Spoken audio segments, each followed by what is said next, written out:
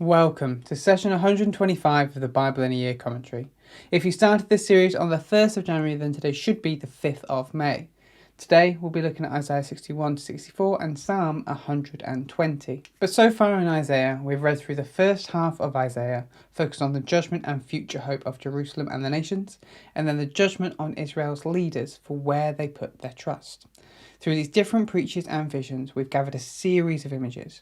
God was about to pour judgment on the Israelites for their wickedness and corruption. This punishment was described like God laying an axe to a tree and just a stump remaining. Out of the remnant of his people, this tree stump, God would raise up a branch from the line of David, who would be king who reigned over the earth and brought peace. Focusing on the foreign nations, we got a mention of a day of the Lord.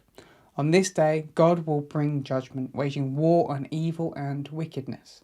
He will destroy powers that set themselves up against him, whether they be human kings or spiritual beings. The foreign nations are judged for their pride, oppression, and wickedness. Focusing on Israel's leaders, Isaiah points out that the judicial leaders, the priests, and even some of those who claimed to be prophets were proud drunkards who put their trust in their own power and authority rather than in God.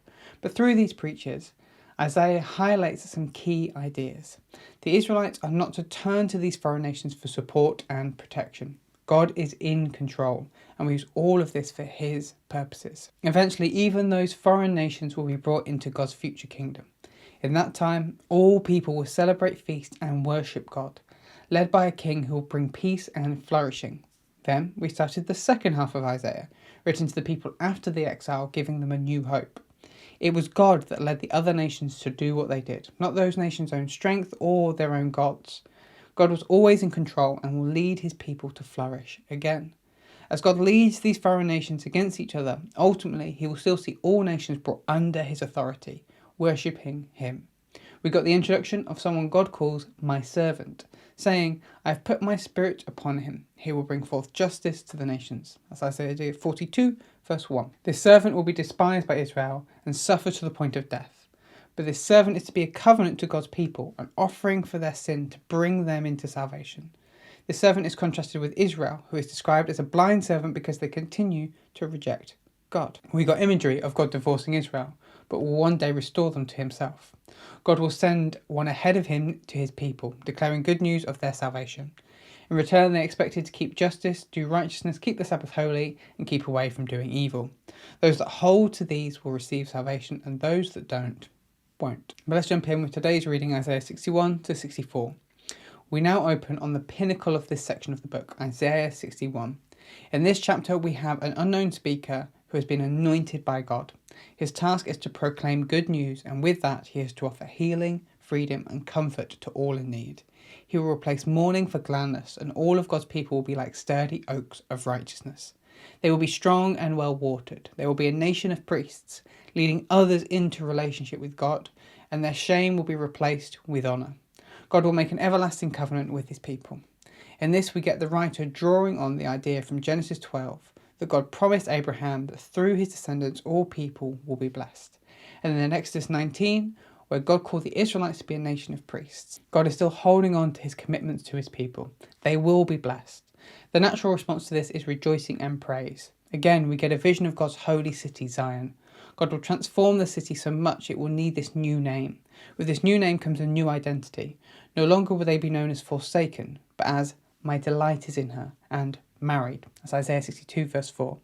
God will no longer abandon them, but will be as faithful and committed to them as any husband. God will put watchmen on the walls of his city who will watch out to make sure God is doing what he said he would. And God swears by his own right hand that this will surely happen. God will also prepare the streets and the gates of the city to let the foreign nations in. For this will be a city where all nations can come and find a home and receive salvation from God. Next is a section on God's wrath, with God staining his clothes with the blood of his enemies as he pours out vengeance on them. But unlike before, where the wrath came because of a lack of repentance, here God's wrath leads to repentance. We get another psalm of repentance. Here the psalmist recognises the goodness of God, who made a commitment to his people to care and protect them. But they rebelled against him, even though he was the one who rescued them and cared for them when he brought them out of Egypt. So the psalmist once more cries out to God to have mercy on his people, reminding God that he is a father to his people. He invites God to once more come down and be with his people. The writer recognises their own feelings and the failings of the people. They have all sinned and become unclean. They have polluted their clothing and the land around them. And no one calls on God anymore.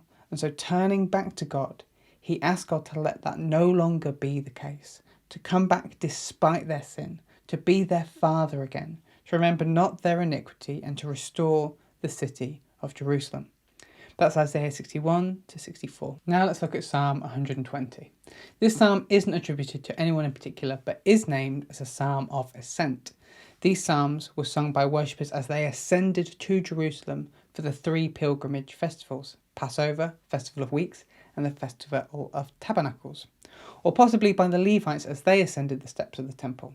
Psalm 120 all the way through to Psalm 134 are all psalms of ascent. Interestingly, this first psalm of ascent is a lament psalm.